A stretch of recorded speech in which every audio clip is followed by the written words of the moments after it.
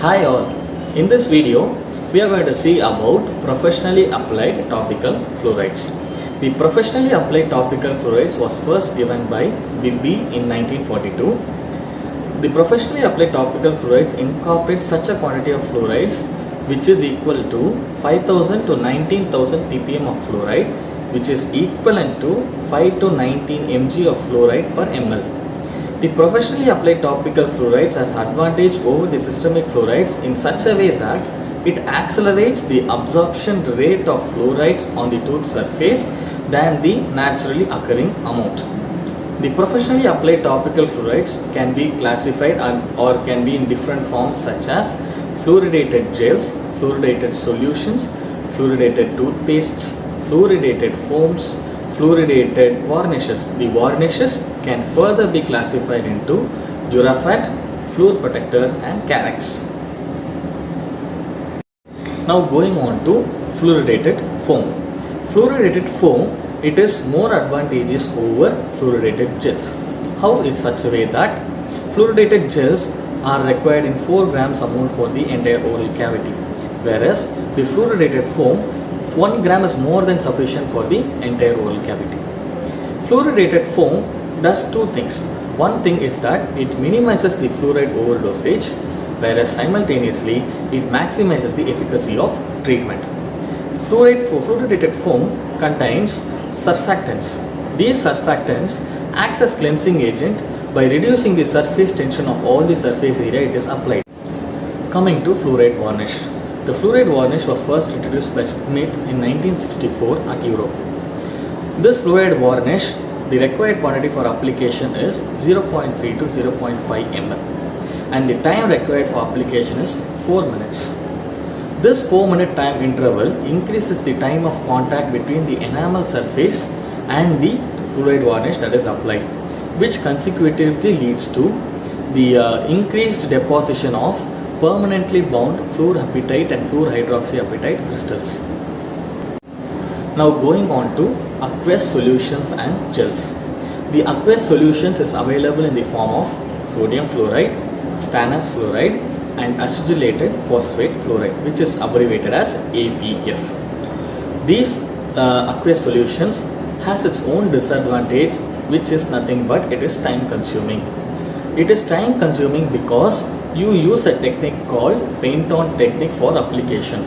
So this may cause excessive flow of aqueous solutions in the oral cavity. This disadvantage has been overcome by the newer thixotropic gels, which are also available as conventional gels. These gels are very stable at lower pH and they don't flow off out of the tray, foam tray, which is used for application of these fluorides. Then this has more advantages over the aqueous solutions. Now let's see about neutral sodium fluoride.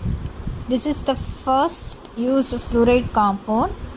It can be used with 4 times application with 2% sodium fluoride. Sodium fluoride reduces the caries to 30%. Now let's see how to prepare the 2% sodium fluoride. Method of preparation is 20 gram of sodium fluoride powder is mixed with 1 liter of distilled water in a plastic bottle. You have to store only in plastic bottle since glass react with the silicon fluoride and it reduces the anti-caries activity of sodium fluoride. So now let's see about the method of application. Method of application is based on Epson technique.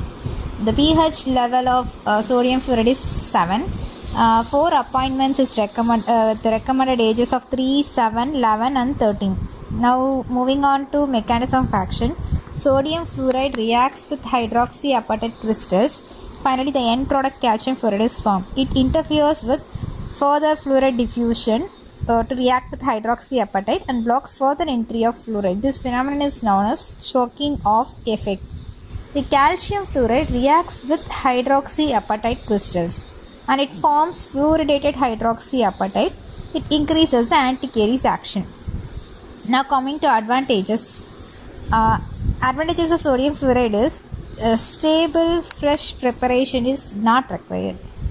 It has a well accepted taste and it has no discoloration and it is non-irritant, so it can apply in any public health care programs.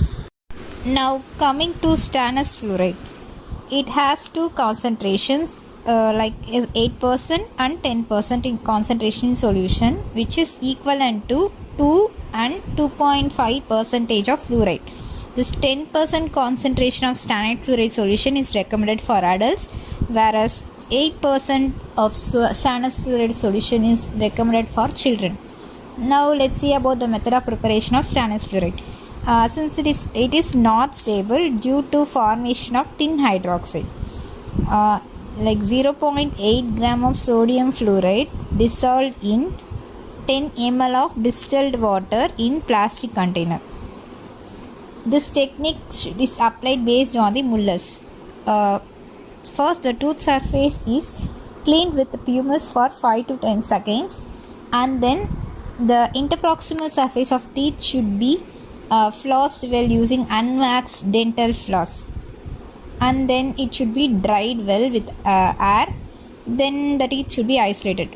Only the unwaxed dental floss should be used, since waxed floss affects the fluoride intake of the tooth, so only unwaxed dental floss is recommended.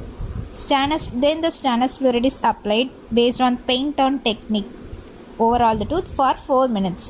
Repeat this procedure for every 6 months or more frequently. Now let's see about the mechanism of action of stannous fluoride. Low concentration of stannous fluoride, it forms the tin hydroxyphosphate, which gives a very metallic taste when it gets dissolved in oral fluids. At high concentration, calcium tin fluorostannate and tin trifluorophosphate gets formed. It makes the tooth more stable and less susceptible to caries. Finally, the end product calcium fluoride is formed. Now coming to the advantages of stannous fluoride, it requires biannual application, effective in public healthcare programs. Disadvantages of stannous fluoride is it is not stable and undergoes hydrolysis and oxidation, so it forms a stannous hydroxide and stannic ion, which reduces the effectiveness of fluoride in preventing the dental caries.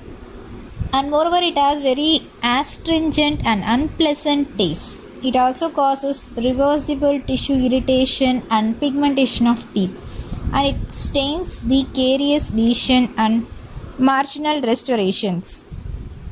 Now let's see about acidylated phosphate fluoride. It was first introduced by Bharathwaj and his co-workers in the year 1960s at Forsyth Dental Center, Boston, Massachusetts. Now let's see about the preparation, how to prepare acidylated phosphate fluoride. 20 gram of sodium fluoride is mixed with 1 liter of 0.1 mole of phosphoric acid and 50% hydrofluoric acid with the pH level 3.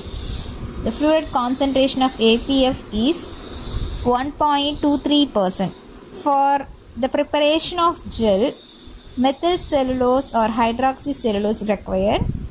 With this preparation, we have to add this methyl cellulose or hydroxyethyl cellulose at the pH level of 4 to 5. Now let's see about the Bharathwaj's technique, how to apply it on the patient's mouth. First, the oral prophylaxis should be done and the isolation of the tooth should be required before starting the procedure. This is the most important for the effective action of caries to function. Then apply APF gel using trays. A disposable foam-lined tray is preferred. Then the solution should be reapplied for every 15 to 30 seconds for 4 minutes. Saliva ejector is required to remove excess saliva and fluoride. Fluoride gel less than 5 ml of APF should be used. Patient should not swallow the gel. So again, the saliva ejector plays a crucial role in maintaining the tooth to be very isolated. Patient should be instructed. This is the most important step. The patient should be instructed not to swallow the gel, and the force should be given very light. Biting forces should be exerted, and the patient should be instructed not to eat, drink or rinse his mouth for at least 30 seconds for the effectiveness of acylated phosphate fluoride against caries, dental caries. Now coming to mechanism of action. When APF is applied, first the dehydration and shrinkage occurs, which on further hydrolysis, dicalcium phosphate dihydrate is formed, which is highly reactive with fluoride ion. Then the fluoride penetrated more deeply into the shrinkage and forms fluorapatite. The amount and depth of fluoride deposited depends on the depth and amount of dicalcium phosphate dihydrate.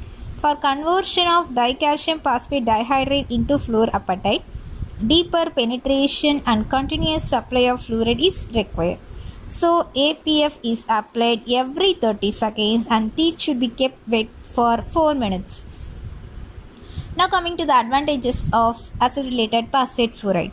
It requires only 2 applications in a year. Gel preparation can be self-applied. The ability to deposit fluoride in enamel has greater ability to deposit fluoride in enamel to a deeper depth. Since APF is stable and need not be freshly prepared for each patient. Now coming to disadvantages of APF. It is more expensive and it has acidic, sour and bitter in taste. Cannot be stored in glass containers. Repeated or prolonged exposure of porcelain or composite restorations to acylated phosphate fluoride can result in the loss of mineral surface roughening and possible cosmetic changes. Now coming to fluor protector, it constitutes of 7000 ppm of fluoride. Fluor protector contains polyurethane lacquer dissolved in chloroform and difluorosilane at a concentration of 2% by weight. It is dispensed in 1 ml ampules. Each ampule contains 6.21 mg of fluoride. It has a range of efficacy between 1% and 17%. Now next moving on to Carex. It constitutes of 1.8% fluoride. So another fluoride varnish contains lower fluoride concentration than Durapet. It has an efficiency equivalent to Durapet as a caries preventive agent.